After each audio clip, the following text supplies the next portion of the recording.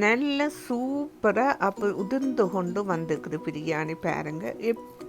எப்படி வந்துக்கண்டு பாருங்க. சும்மா சூப்பராக வந்துக்கு பிரியாணி.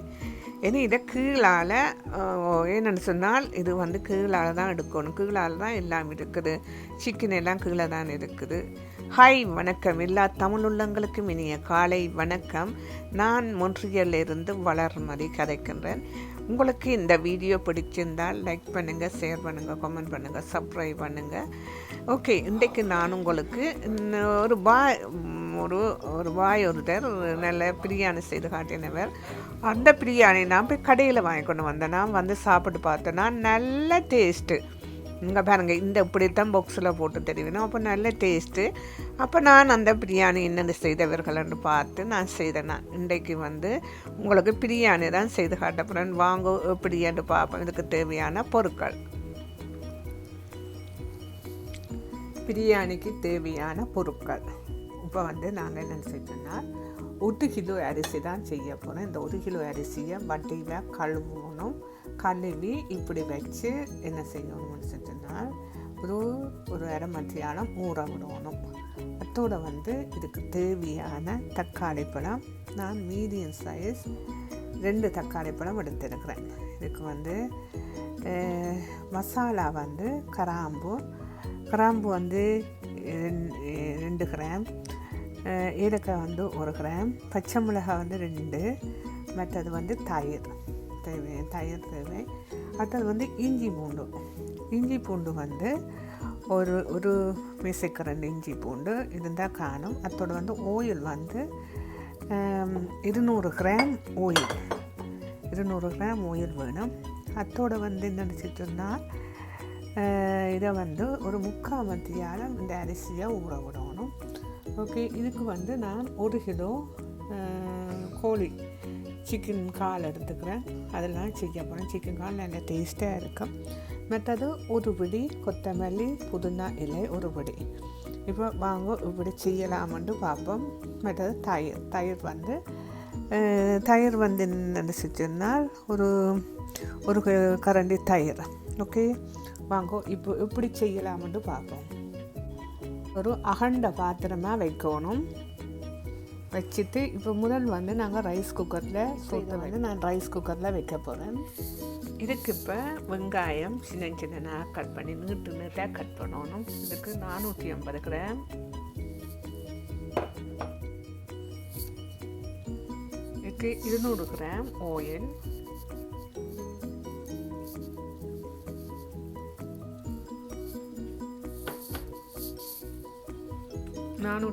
கிராம் வெங்காயம், லவங்கம் 2 கிராம், பட்டை 1 கிராம், ஏலக்காய் 1 கிராம், மற்றது பச்சை மிளகாய் 2. உங்களுக்கு வேணும்னு சொன்னால் உங்களுக்கு கொஞ்சம் மீடியம் சைஸாக இருந்தால் ஒரு 3-4 போடலாம். உங்களுக்கு உரைப்பு தக்கதாக போடலாம். எல்லாம் போட்டு நல்லா ஒருக்கா வதக்கணும். நல்ல ஒரு ஃப்ளேவர் வருது, நல்ல வாசமாக இருக்குது, சும்மா சூப்பராக இருக்குது. இப்போவே நல்ல வாசம் வருது. இங்கே பாருங்க, இதில் வந்து உள்ளி என்ன செஞ்சுன்னா 1 கரண்டி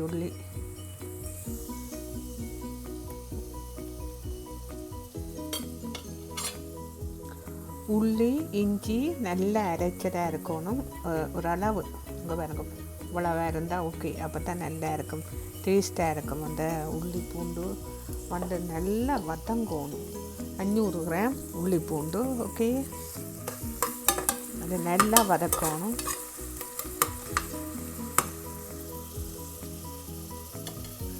இந்த நேரத்தில் நான் கொஞ்சம் மஞ்சள் போட்டு விடுவோம். ஒரு சொட்டு மஞ்சள், ஒரு 1/4 ஸ்பூன் மஞ்சள். ஏன்னா மஞ்சள் போட்டிங்கன்னா ஒரு வெடுக்கொண்டு இருக்காது அந்த சிக்கனில். அதனுடைய மஞ்சள் அதையும் போட்டு ஒருக்கா வதக்கி விடுவோம். இந்த இது வந்து நல்ல சூப்பர் ஃப்ளேவராக இருக்குது, நல்ல ஒரு வாசம் அடிக்குது.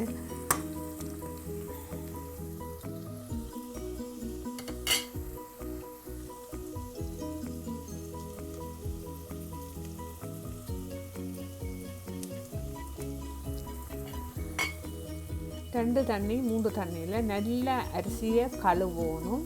அதோடு அரிசி நீங்கள் வடித்து போட போகிறீங்கன்னு சொன்னால் நீங்கள் 500 மில்லி லிட்டர் தண்ணி எடுத்து அதில் அவிய வச்சிங்கன்னு சொன்னால் அரிசி வடிவாக அவிஞ்சிடும். அதை பேருந்து நீங்கள் வடிகட்டணும். வடிகட்டி பேருந்து ஒரு அரைப்பருவத்தோடு தான் அரிசி எடுத்து இதுக்கெலாம் போடணும். இப்போ நான் அப்படி செய்யலை. நான் ரைஸ் குக்கரில் தான் செய்கிறேன். எனக்கு ரைஸ் குக்கரில் செய்கிறதான் ஈஸி. அதனால நான் ரைஸ் குக்கரில் இப்போ ஒரு அரைப்பருவத்துக்கு அவிய விட்டுக்கிறேன். இது கொத்தமல்லி புதினா ஒரு கைப்பிடி அளவு இவ்வளவு இருந்தால் காணும்.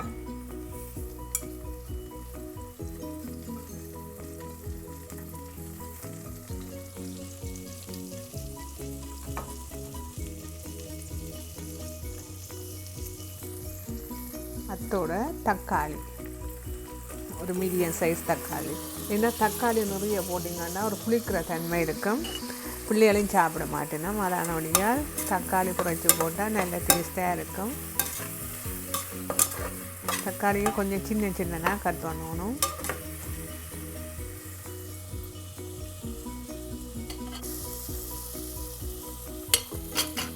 இப்போ இதுக்கு என்னென்ன செஞ்சுனால் ஒரு 2 கரண்டி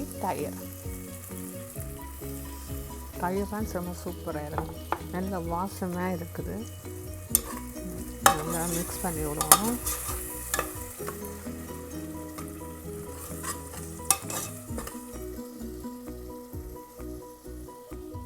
இப்போ இதுக்கு நாங்கள் என்ன செய்யணும்னு செஞ்சோன்னா நான் 1 கிலோ சிக்கன் எடுத்துக்கிறேன். நல்லா கழுவி வச்சுக்கிறோம். 2-3 தண்ணியில் கழுவி நல்லா வடித்து வச்சுக்கிறேன். அதையும் போடணும்.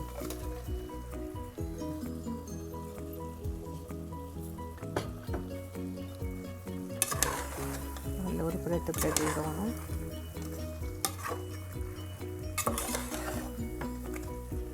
சும்மா சூப்பர் வாசம் இருக்குதாப்பா. இப்போவே சாப்பிடணும் போல இருக்கு.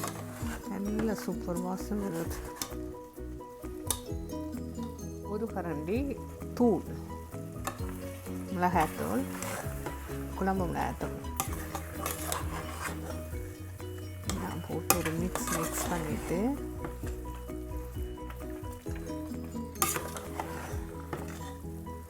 கொஞ்சம் அவிய விடணும்.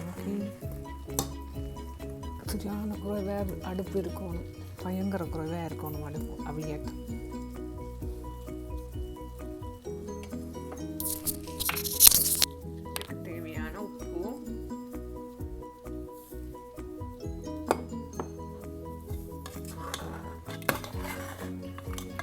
சரியான ஸ்லோவில் வச்சுருக்கணும் அடுப்பை.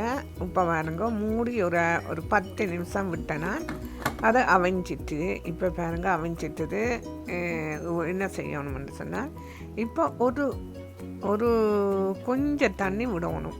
தண்ணியை விட்டுட்டு நாங்கள் பாருங்கள் இப்போ அரிசி என்னென்னு செஞ்சோன்னா நான் அரை பருவத்தில் அவிச்சேன். நான் சோத்தை ரைஸ் குக்கரில் அரைப்பருவத்தில் அவிச்சேன். நான் அவிச்சு போட்டு அதையும் போட்டுட்டு நான் 1 விசில்லாம் ரைஸ் குக்கரில் வைக்க போகிறேன். 1 விசிலில் வச்சுட்டு நீங்கள் எடுத்தீங்கன்னு சொன்னால் பிரியாணி அப்படி ஒரு டேஸ்ட்டாக இருக்கும். ஆனால் இந்த பிரியாணி யாரை கணக்கு இருக்குன்னு நீங்கள் நினைக்கிறீங்க? ஒரு வாயை பார்த்து தான் நான் அதை பார்த்து பழகி இந்த பிரியாணி இது யார் செய்கிறேன்னு சொல்லி கமெண்ட் பண்ணுங்க பார்ப்போம். ஆனால் இந்த பிரியாணி வேறு ஊரில் வேறு வித்தியாசமாக செய்வீங்க. அவர்கள் நீங்கள் கமெண்ட் பண்ணுங்கள். நன்றி, வணக்கம். இந்த வீடியோ பிடிச்சா லைக் பண்ணுங்கள், ஷேர் பண்ணுங்கள், கமெண்ட் பண்ணுங்கள், சப்ஸ்கிரைப் பண்ணுங்கள். நன்றி, வணக்கம்.